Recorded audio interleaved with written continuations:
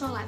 Apa sih itu sholat? Sholat dalam bahasa Arab berarti doa. Menurut istilah, sholat ialah ibadah yang tersusun dari beberapa perkataan dan perbuatan yang diawali dengan takbiratul ihram dan diakhiri dengan salam, dengan beberapa syarat yang telah ditentukan.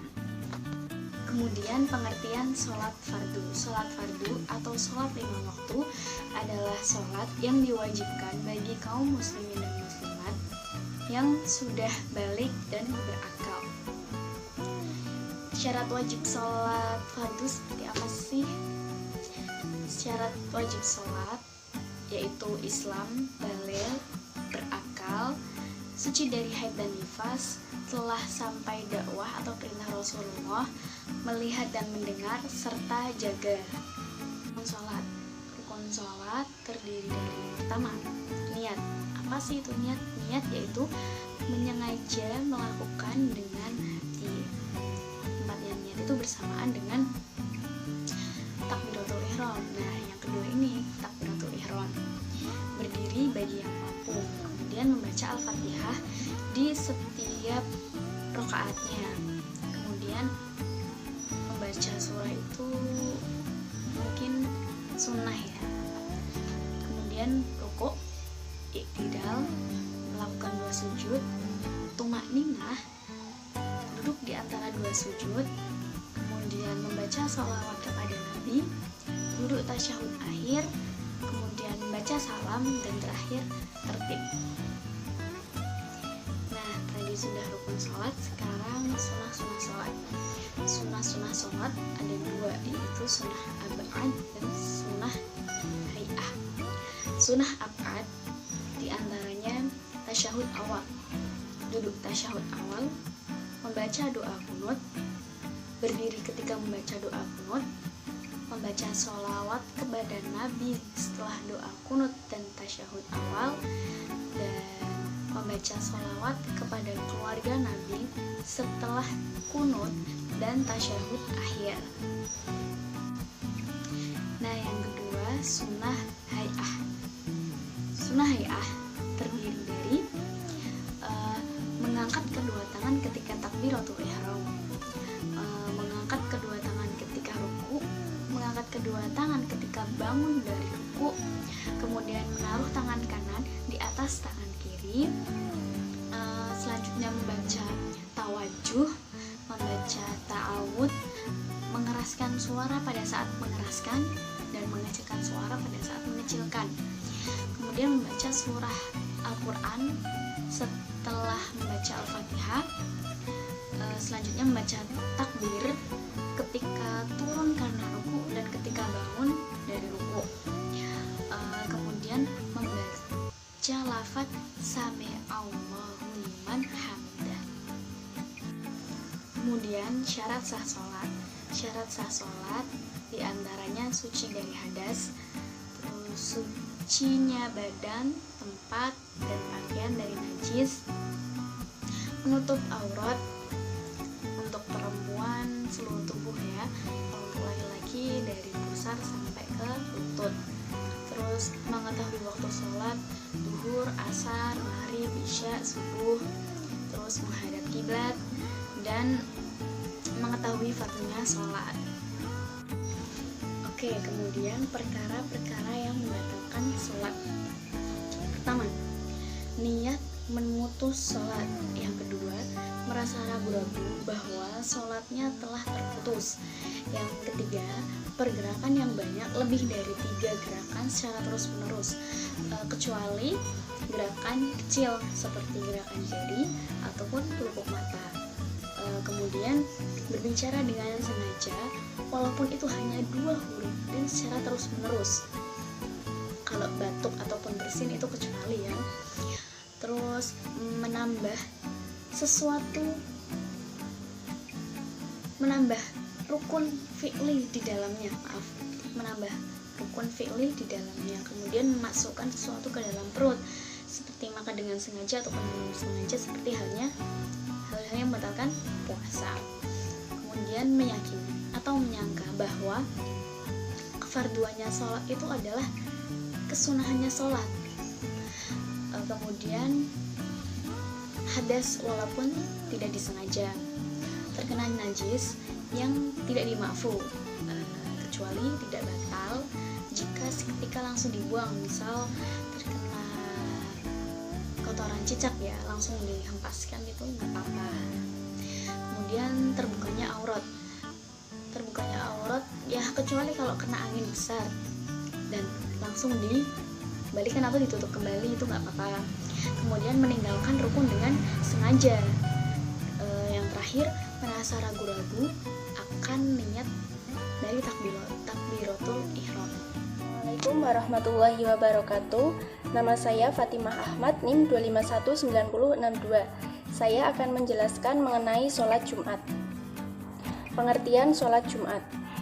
Sholat Jumat adalah sholat wajib 2 rakaat yang dilaksanakan dengan berjamaah di waktu zuhur dengan didahului oleh 2 khutbah. Hukum sholat Jumat. Hukum mengerjakan sholat Jumat adalah fardu ain. Artinya, kewajiban bagi setiap individu mukallaf.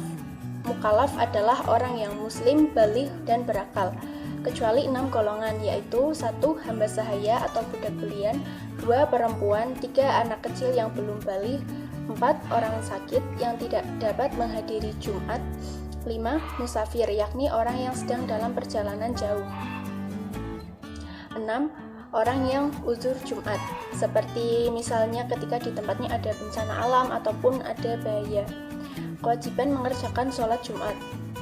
Para ulama berpendapat bahwa hukum sholat Jumat adalah fardu ain dan jumlah rakaatnya adalah 2. Hal ini berdasarkan firman Allah dalam Quran surat Al-Jumu'ah ayat 9. Merujuk ayat tersebut, para ulama menyimpulkan bahwa kandungan hukum mengerjakan sholat Jumat yaitu 1. Sholat Jumat wajib aini bagi yang memenuhi syarat-syaratnya yang telah ditetapkan.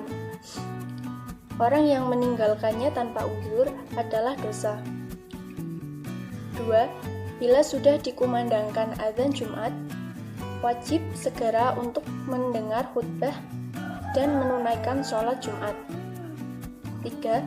Sesudah azan Jumat berkumandang, haram hukumnya bagi yang wajib Jumat melakukan kegiatan yang bersifat duniawi, seperti jual beli atau pekerjaan lainnya. Kewajiban sholat Jumat ditetapkan oleh Al-Quran dan dikuatkan oleh hadis Nabi SAW. Salah satunya dengan ancaman bagi orang yang meninggalkan sholat Jumat tanpa uzur. Nabi SAW bersabda dari mimbarnya, "Hendaklah kaum-kaum itu berhenti meninggalkan Jumat atau Allah kunci hati-hati mereka dan mereka dijadikan orang-orang yang lalai." Orang-orang yang berkewajiban menunaikan sholat Jumat. Orang yang berkewajiban menunaikan sholat Jumat ada 7, yaitu 1. Islam, 2. Laki-laki, 3. Merdeka atau bukan hamba sahaya, 4. Baligh atau cukup umur, 5. Akil atau berakal, 6. Sehat, 7. Mukim atau penduduk tetap, bukan seorang musafir. Syarat sah sholat Jumat. Syarat-syarat sahnya sholat Jumat menurut mazhab Syafi'i antara lain 1. 2 rakaat sholat Jumat dan 2 khutbahnya harus masih masuk waktu sholat zuhur. 2. Dilaksanakan di suatu perkampungan atau perkotaan. 3. Minimal mendapati 1 rakaat dengan berjamaah dari 2 rakaat sholat Jumat. 4. Jumlah makmum yang sholat Jumat minimal 40 orang dari penduduk setempat atau penduduk asli, mustautin yang telah wajib Jumat. 5. Sholat Jumatnya tidak berbarengan atau didahului oleh sholat Jumat di masjid lain yang masih satu perkampungan ataupun satu RT misalnya. 6. Harus didahului 2 khutbah. Waktu sholat Jumat. Golongan mayoritas dari kalangan sahabat dan tabi'in sepakat bahwa waktu sholat Jumat itu adalah waktu sholat zuhur. Hal ini berdasarkan hadis Nabi. Tempat penyelenggaraan sholat Jumat. Sholat Jumat itu sah dilakukan, baik di kota maupun di desa, di dalam masjid, di dalam bangunan, maupun di lapangan yang terdapat di sekitarnya. Sebagaimana juga sah dilakukan di tempat-tempat lainnya. Umar radhiyallahu an pernah mengirim surat kepada penduduk Bahrain yang isinya, "Lakukanlah sholat Jumat di mana saja kalian berada." Hadis riwayat Ibnu Abi Syaibah. Hadis ini menunjukkan bolehnya mengerjakan sholat di perkotaan maupun di pedesaan, atau di tempat manapun yang sekiranya sah dan bisa dilaksanakannya sholat. Hal-hal yang menjadi keharusan dalam khutbah Jumat. Beberapa hal yang menjadi keharusan sebagai syarat sah khutbah Jumat, antara lain: 1. Khutbah harus dilakukan sebelum sholat. 2. Khatib harus suci dari hadas, najis, dan menutup aurat. 3. Khutbah disampaikan di waktu Jumat di hadapan jamaah yang menjadikan terlaksananya sholat Jumat dan harus dengan suara lantang demi tercapainya faedah khutbah. 4. Antara khutbah dan sholat Jumat tidak terpisah dengan jarak yang kira-kira dapat digunakan untuk makan, karena hal itu dianggap sebagai pemisah yang memotong sholat. 5. Khutbah harus disampaikan dengan bahasa Arab kecuali jika memang tidak mampu. 6. Dilakukan dengan berdiri bagi yang mampu. Rukun-rukun khutbah. Rukun-rukun dalam khutbah sholat Jumat ada 6, yaitu 1. Memuji Allah pada tiap-tiap permulaan 2 khutbah. Sekurang-kurangnya adalah membaca hamdalah. 2. Mengucapkan sholawat atas Rasulullah SAW dalam 2 khutbah itu. Sekurang-kurangnya adalah washolatu ala Rasul. 3. Membaca syahadatain atau 2 kalimat syahadat. 4. Berwasiat takwa, yakni menganjurkan agar takwa kepada Allah pada tiap-tiap khutbah, sekurang-kurangnya dengan kalimat ittaqullah. 5. Membaca ayat Al-Quran walaupun 1 ayat di salah satu kedua khutbah itu, dan lebih utama di dalam khutbah yang pertama. 6. Memohonkan ampunan bagi kaum muslimin dan muslimat. Hikmah sholat Jumat. Adapun hikmah mengerjakan sholat Jumat yaitu: 1. Simbol persatuan sesama umat Islam dengan berkumpul bersama. 2. Untuk menunjukkan bahwa tidak ada perbedaan antar sesama manusia. Semua sama saja derajatnya di mata Allah, baik yang kaya ataupun yang miskin, yang tua ataupun yang muda, dan sebagainya. 3. Menurut hadis, doa yang kita panjatkan kepada Allah Subhanahu wa Ta'ala akan dikabulkan. 4. Sebagai syiar Islam. Saya di sini akan menjelaskan tentang sholat berjamaah. Menurut bahasa, jamaah berarti sesuatu yang jumlahnya banyak. Kata al-jam'u berarti menyatukan beberapa hal terpisah. Sedangkan menurut istilah syariat, jamaah dipergunakan untuk sebutan sekumpulan orang yang diambil dari makna ijtima, perkumpulan. Minimal perkumpulan tersebut adalah 2 orang, yaitu 1 imam dan 1 makmum. Jadi minimal sholat jamaah itu 2 orang, yang satu sebagai imam, yang satunya sebagai makmum. Selanjutnya, hukum sholat berjamaah. Para ulama telah sepakat bahwa sholat di masjid merupakan ibadah yang paling agung. Ada yang menyatakan fardu ain, wajib bagi masing-masing individu, fardu kifayah, dan juga ada yang mengatakan sunnah muakkad. Yang mengatakan fardu ain, yaitu ketetapan ini berasal dari Imam Ahmad dan lainnya dari para imam salaf dan fuqaha khalaf. Selanjutnya, yang menyatakan fardu kifayah inilah dari rajih dalam mazhab Syafi'i yang juga berpendapat sebagian sahabat Malik dan pendapat dalam mazhab Ahmad. Jadi kalau fardu kifayah itu apabila sudah ada yang melakukan, berarti gugur kewajibannya bagi yang lainnya, seperti sholat jenazah. Terus ada juga yang berpendapat yaitu sunnah muakkad. Itulah yang populer dari sahabat-sahabat Abu Hanifah dan mayoritas sahabat-sahabat Imam Malik, serta banyak dari sahabat Imam Syafi'i, dan disebutkan dalam satu riwayat dari hadis Imam Ahmad. Sholat berjamaah sangat dianjurkan oleh agama. Pahala yang didapat dalam sholat jamaah itu 27 derajat lebih besar daripada sholat seorang diri. Mengapa lebih besar? Karena di dalam sholat jamaah itu terkandung nilai-nilai kebersamaan, persatuan, kesatuan, dan rasa solidaritas antar sesama muslim. Karena itu Allah menyediakan bagi pelakunya pahala yang besar. Selanjutnya tentang syarat-syarat sholat jamaah. Yang pertama, mengetahui semua gerakan imam. Yang kedua, harus niat menjadi makmum, tidak berdiri lebih dari di depan imam, jadi tidak boleh di depan imam, tidak mendahului gerakan imam. Sholat makmum harus sama dengan imam, jadinya harus menirukan, ya, nggak boleh mendahului. Jarak antara imam dan makmum atau antara makmum dengan baris makmum yang terakhir tidak boleh dari 300 hasta. Selanjutnya, tidak ada dinding yang memisahkan antara imam dan makmum, kecuali bagi makmum perempuan, dengan syarat ada seorang atau lebih dari mereka yang dapat melihat semua gerakan imam. Jadi tidak boleh terlalu jauh jaraknya, apalagi ada dinding pembatas. Biasanya itu kalau perempuan itu kan makmum laki-laki itu biasanya pakai kayu atau apa yang enggak terlalu besar menutupi semuanya, sehingga masih bisa melihat. Dalam sholat berjamaah ada dua istilah yang penting yang harus kita ketahui, yaitu makmum. Ada makmum muafiq dan makmum masbuk. Kalau makmum muafiq adalah makmum yang mengikuti berjamaah sejak pertama iqomah, atau dia adalah makmum yang menyaksikan takbiratul imam.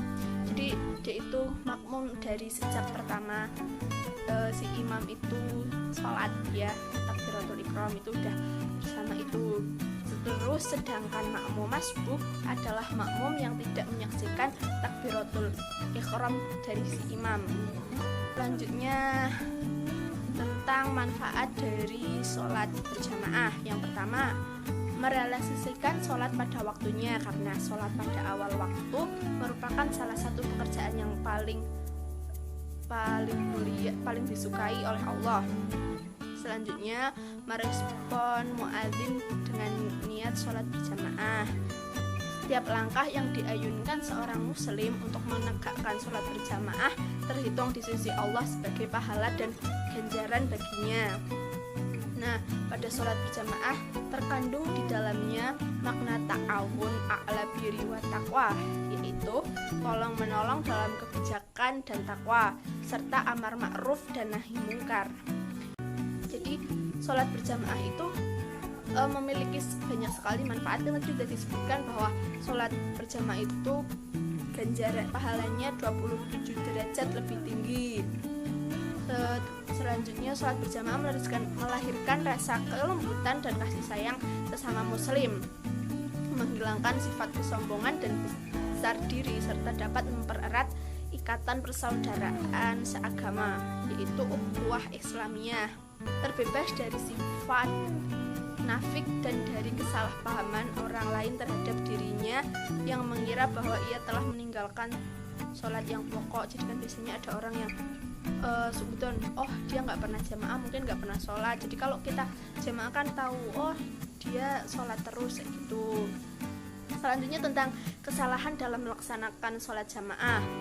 Yang pertama, mendahului gerakan imam, merendahkan takbir bagi imam, mengeraskan takbir bagi makmum, berdiri lebih depan dari imam, berdiri terlalu jauh dari imam, dan tidak berniat menjadi makmum. Baik, mungkin cukup sekian dari saya tentang sholat berjamaah. Kurang lebihnya mohon maaf.